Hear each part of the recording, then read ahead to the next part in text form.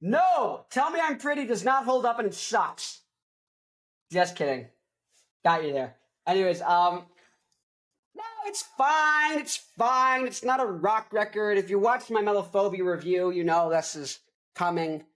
It's a little bit of not a post-mortem, but it's just kind of like really confirms that the Caged Elephant that you liked on the first two records, the one that was like an iconic rock band, is just a generic band with good songs. They're good. They're really good, but they're inoffensive. I can't work out to it. Can't work out what this album's playing. And that's not like the only criteria for an album, but like as a rock album, it doesn't work. No. There's stuff at the end that works. This is a great campfire album. Great for your grandma, great for a campfire. So they really hit it out of the park on that. The next one becomes a little bit more of a depressive, like dance, like rock, like kind of thing. That's okay. That's okay. But this album, Tell Me I'm Pretty, is grandma. And I'll tell the story again. I told it, I think, in the Thank You Happy Birthday, their second album, the Caged Elephant Album 2 review. But first, you thought I was going to answer the question, does this album hold up? And I am going to, partially. But you're going to get so much more. You need a story about the context of these albums and how they fit into rock history and how a Gen Zer like me might appreciate or hate on this record to a certain extent.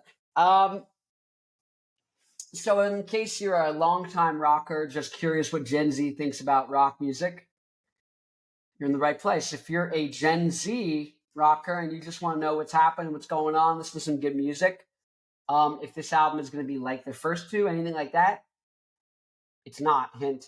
But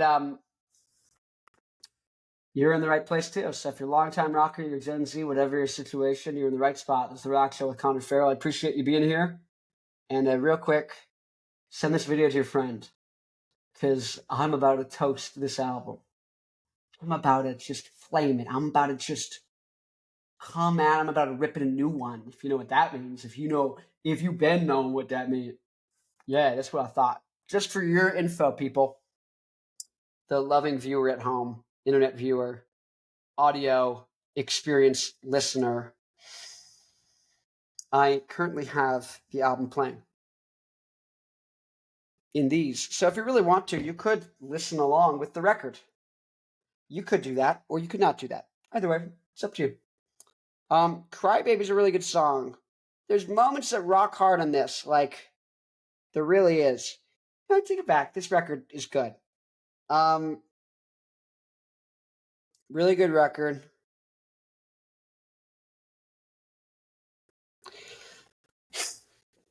If this was a random band, by the way, if this was a random band and I just heard this record, I'd be like, yeah, that's pretty good. The fact that it's Caged Elephant, the band that gave us Caged Elephant self-titled and Thank You Happy Birthday, different bar. That's a different standard. And this record does not reach that standard, the standard of the band that gave us the first two records, in the same way that AM from Arctic Monkeys does not. It'd be a good record if I'd never heard that band before. But the fact that you go, that was Arctic Monkeys, the people who gave you the first two Arctic Monkeys records, which are amazing, incredible rock records, you're like, oh, this is like saddening. These are cute, catchy campfire songs that grandma wants to listen to. And I'll tell you why I keep saying grandma. I'll tell you why I keep saying campfire. My buddy Jack in high school, we became friends at the end of freshman year, and really in the summer between freshman and sophomore year in high school in California, at La Jolla High School in California. And we became friends, and Jack became notorious. He would throw these parties. Jack was like king of the nerds almost, right? If you needed someone who could code, someone who could play board games, Jack knew the guy. But Jack himself was king of the nerds because he was not chronically nerded. He was nerdy like me, but also had social skills and could talk to people, and people that weren't nerds liked him. And very likable guy. Unlike moi. No, I know. But so what happens is Jack would throw these Jack parties, right? Where it was friendly for nerds, and then people who just weren't like druggy or like alcohol party people. People who just want some good old clean fun. I mean, have fun. It's like a fun like party, you know. There'd always be some food cooking, like they'd be making hamburgers. They had some mac and cheese. You had some fries. Maybe you're playing whatever it is, not like hacky sack. What's that thing where you bean bags and you throw them on the board or whatever that is? There's no one here beside me in the room right now to say what it is called, but you would do those, like lots of stuff like that. And very funny was like you could have girls who were like they fancy themselves a singer, but like they never really commit to it, but they sing in their room and they think they're artsy and they're like kind of like soft e-girl before that was a thing. And they would be like at the party and they'd be around the campfire and they'd be like, let me pick the right one. Oh, here we go. Trouble on my left, trouble on my right. Ooh, ooh, ooh. And they'd be like, Taylor Swift feels me. Taylor Swift just gets me. You wouldn't get it. Let's fix my hair. It's pretty fun. My hair is unruly, if you'll know. I can't wait for the day until I have a stylist who's going to work on my hair for me. Here we go. See, does that work? Does that work? Does that work? Do I even need to eat? Do I need food?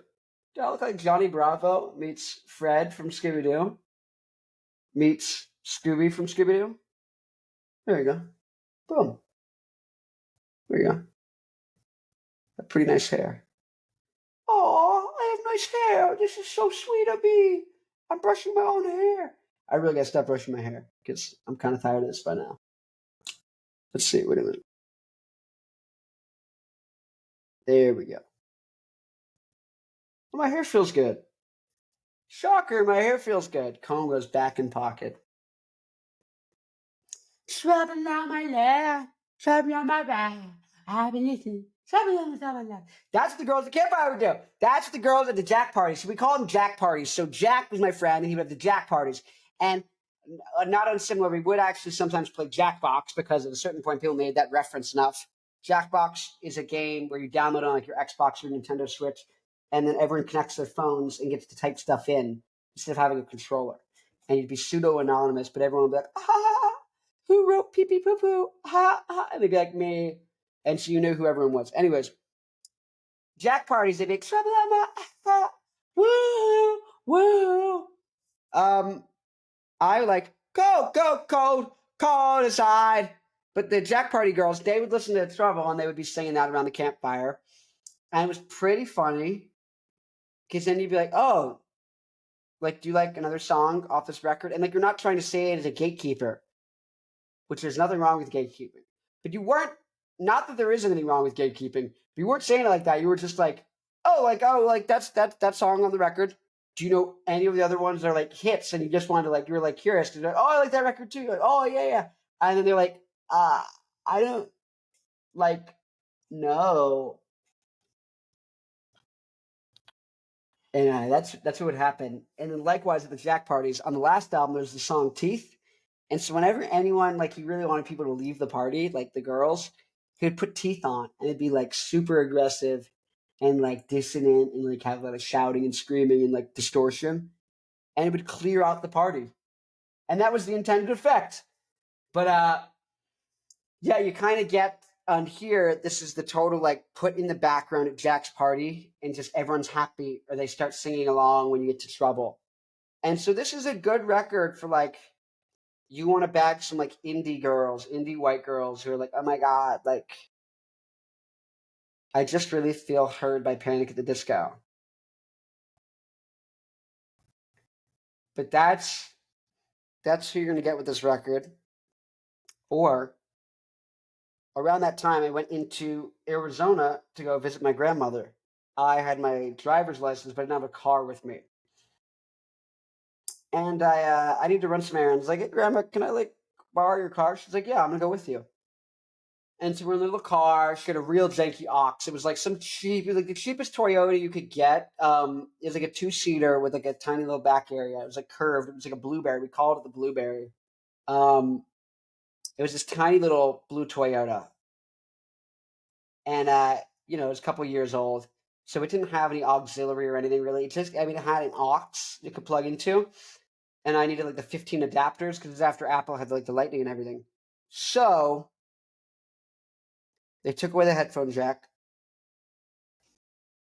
and so I needed my adapter. I brought my adapter, plugged it in. I'm ready to drive around. I'm not a particularly good driver yet, so I'm like worried. I'm looking at the road. I'm like, how's this going to go? Is this going to be good? Is this going to be fine? Am I going to die?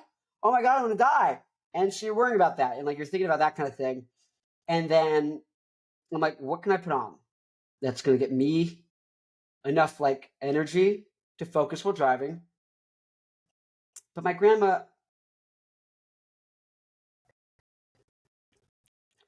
from Missouri,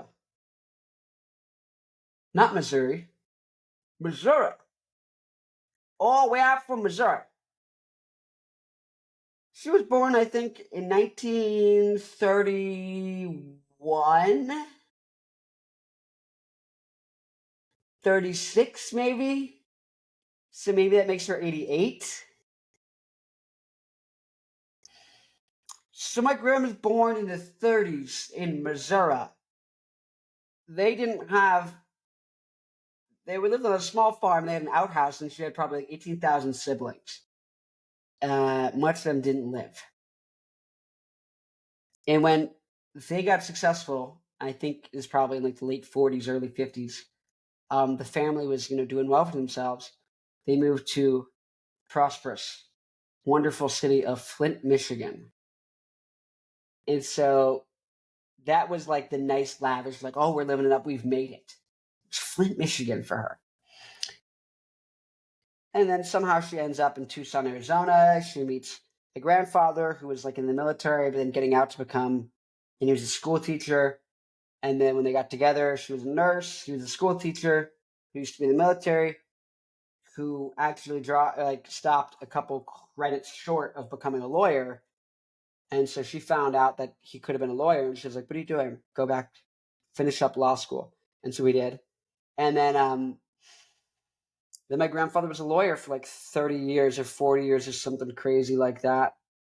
And then he retired, and then he like taught part-time at schools until he got to his 80s, and he's like, "I'm not doing this anymore." But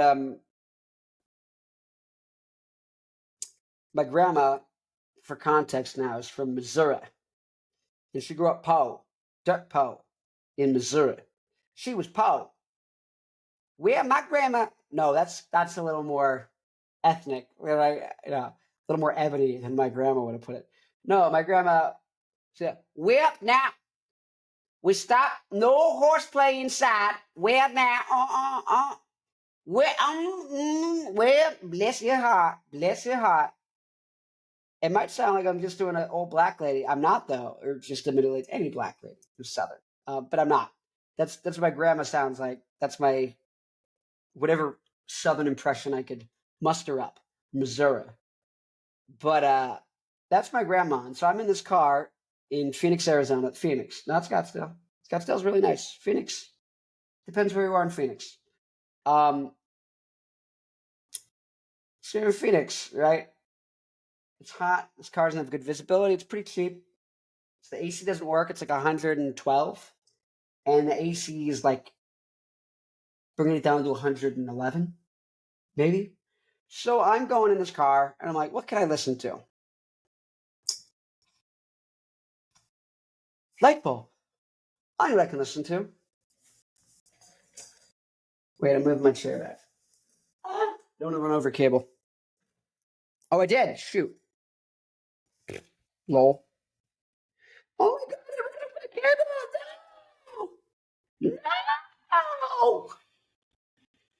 Oh my god! I ran over the cable! Okay. Here we go. So,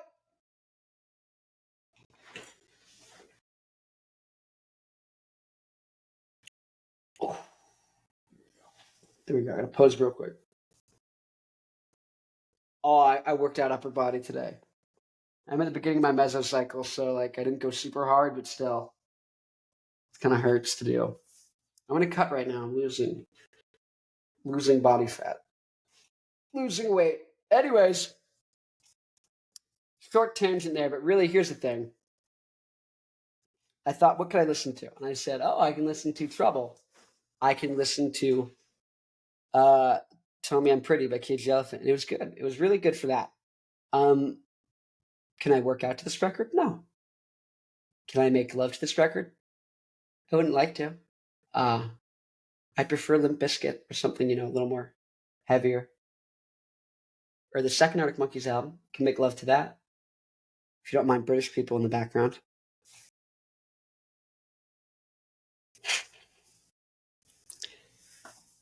If you make love with Arctic Monkeys' second album on the background, I don't think the experience you would have would be too dissimilar to that which African indigenous people experienced when British showed up outside their huts. And they're going at it, they're making love. And they just hear British noises and they're like, this isn't even intelligible, but what are these noises? Who is. Oi, oi, oi, mate, look at the bloody, there's the people here. We can make them work for us. Oi, oi, mate. I like Shakespeare. Did you see Shakespeare? The new Shakespeare? Yeah, it's the old globe, but, well, I guess we just call it the globe now. I'm not really quite sure which period Britain was colonizing during in Africa. I'm assuming it's the 1800s or 1700s, maybe the 1600s. I don't know. I think it's the 1800s. And I think Shakespeare was in the 1700s, 1600s. I'm messing this one up. 1600s probably.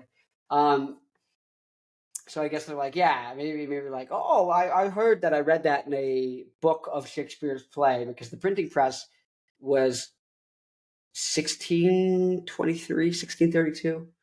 Johannes Gutenberg made the Gutenberg press. Oh, that's why it's called Gutenberg. There's a thing when you're making a website using WordPress, for building your website. It's called Gutenberg. I just realized the reason it's called Gutenberg is because Johannes Gutenberg was the one who invented the printing press in like 1623 or whatever the hell he invented that crazy shit, that crazy European foreigner. But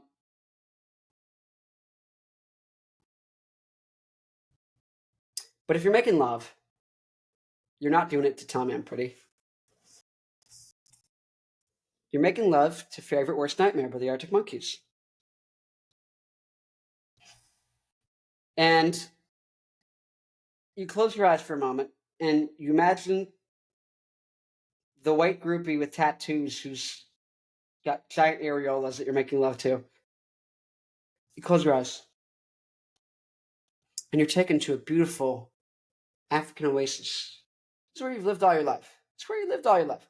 And you're in your hut and you walk out. It's a good day. Timba Tumba, your son. He killed his first lion today. You're proud. You cooked it. You put it in the dirt, however you cook it. You liked it. It's good. Timba Tumba. Very good job, Timba Tumba. You did good, son. Hey, son, you did the Timba Tumba. You did good, man. Timba Tumba did good.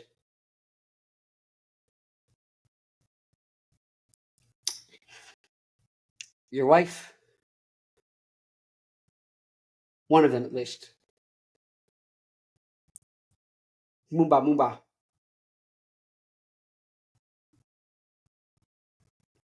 She looks at you and she goes, wow, Timba Tumba. Our son really, he really handled that line back there. And we just ate it and it tasted really good. Usually you think what I'm thinking. You're like, I don't know what you're thinking. She's like, yeah, I think you know what I'm thinking. You're like, what? No, I can't do that. Like, I'm like, yo, I'm just like here in my African little hut. Like, I'm chilling. I'm having a good, silly little time. And she's like, nah. We're like, we're kicking this out. Like, no, like for real though. She's like, take me. Like, she's like, make Timatumba 2. She was like, give that boy a brother. And you're like, oh, okay. So you take her back to the hut. You take her, you slink her back to the hut. And you hop in. You take off your loincloth.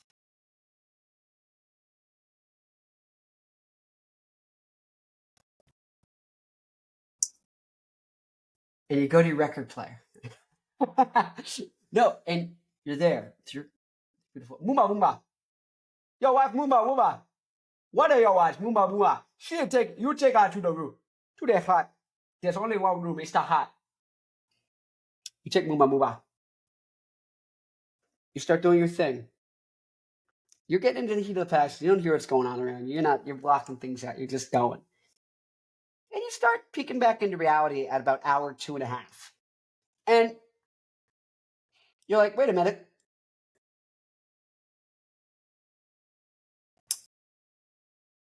Is that Arctic Monkeys playing? And you go outside and you look at these British people and they're like, look at its giant dong. And you go, thank you. Thank you, first off. I'm not going to forget to acknowledge thank you. You're pointing out my massive, piece. I'm an African man. You've never seen this before. Thank you. I gotta say thank you for that, not for the colonization that's about to occur. But you go and you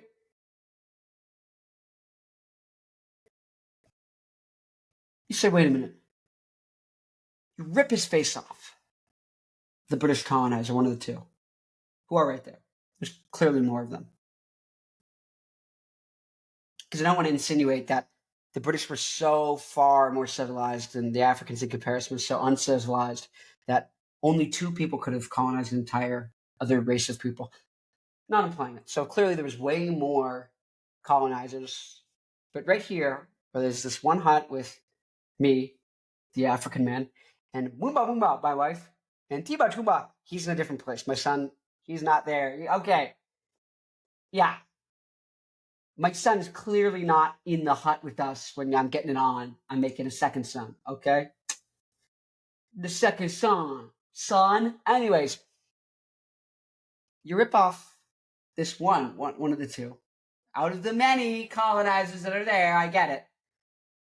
You rip off the face of the one guy, like Ethan Hunt, like Tom Cruise's character in Mission. You've seen Mission Impossible. Even the African guy in the 1600s, 1800s, who doesn't have running water and any medicine because it's the 1700s, whenever in Africa.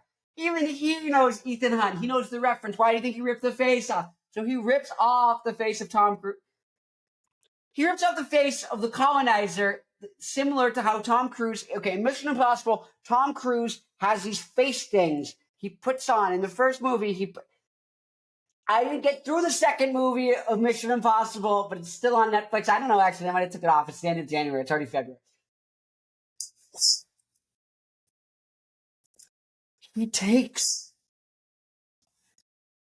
They scan someone's face. Tom Cruise puts on the face of the other person. He's got the person's face, and somehow he's got their voice too. I don't know. It's magic. Everything looks like magic to me because I am in an African village and it's the 1700s. So the fact that you have shoes on looks like magic to me. Now, continuing with the point, Tom Cruise has this ability to make his face a different face. Okay? And you know this reference because everyone knows this reference. And so you rip the face off of one colonizer. And you look at him and you go, by golly, I knew it. It's Alex Turner of the Arctic Monkeys. I knew it was 7-time best-selling British record artist Alex Turner of the Arctic Monkeys. How did I know? Right during my lovemaking with my African bride. One of several. Her name is Boomba Boomba. The others I don't know, but she is the mother of Toomba Boomba. Boomba. You're the one who got the lion. She gave birth to the guy who got the lion, which is why we're having another kid. That's why I'm having it with this wife, because she was the one who gave me the lion kid. That's why she wanted to have another kid, because her kid was the one who had the lion, not the other wife. That was Moomba Moomba. I didn't remember the name at this point, but Alex Turner, you were playing music during my lovemaking session. You know who wasn't? Cage the Elephant. Cage the Elephant is not choreographing. They're not soundtracking your lovemaking session in an African hut. And as a black man in America, they don't soundtrack my lovemaking sessions in my hut either. My indigenous hut. So,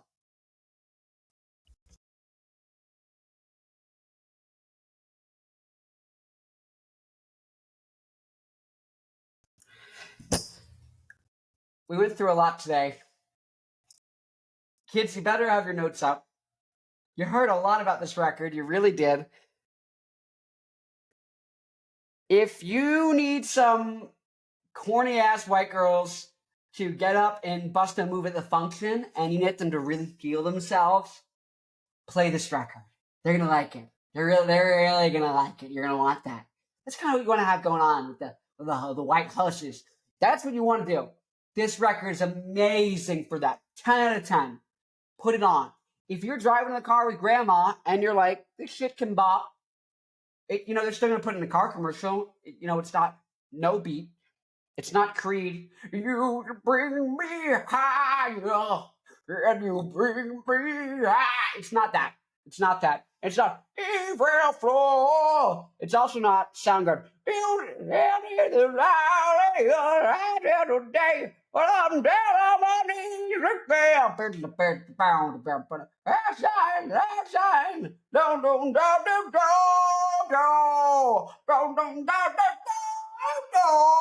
It's not that. It's got a little pep and step, though. And I want to end it on this. My grandma, when I listened to this record with her, is the camera to focus? Camera focus! Audio listeners only. You have no clue what I'm going through. You don't know the troubles. You didn't even see the act outs. I did a little bit of acting out for the Ethan Hunt thing. That was a really fun bit. That was a good bit. I liked that bit. You can't take that from me. Take it from me. No, at the end of the day, even if this record is like mid,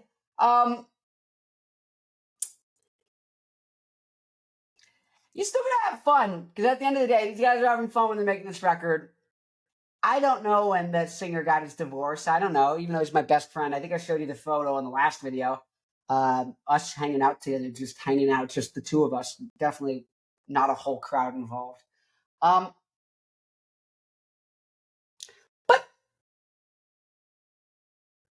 I was with my grandma, and I just put the record on. I didn't think anything of it at the time.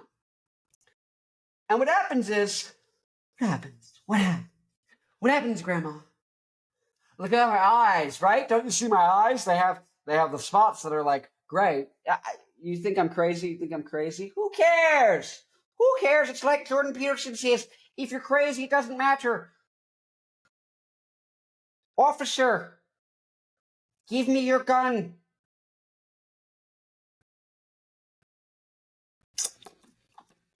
That's what you do when you get pulled over. You say that to a cop. You say, officer, give me your gun.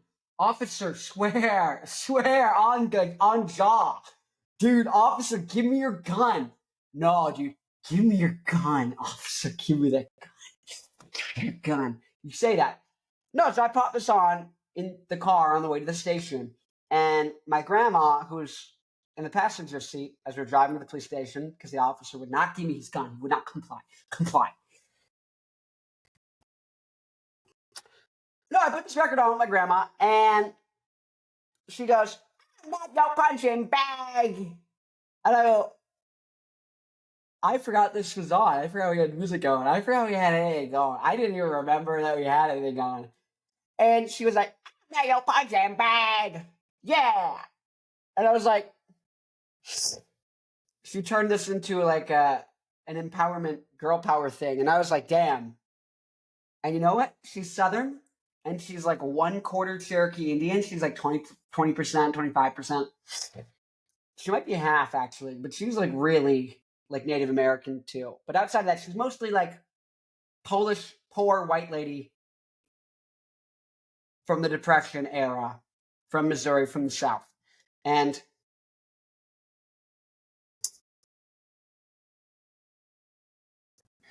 she took the band that made Teeth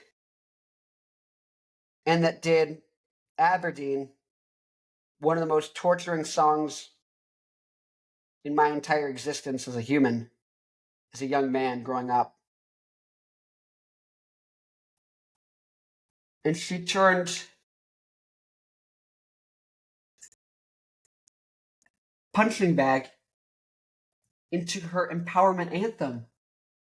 To this day, she goes, I'm not your punching bag.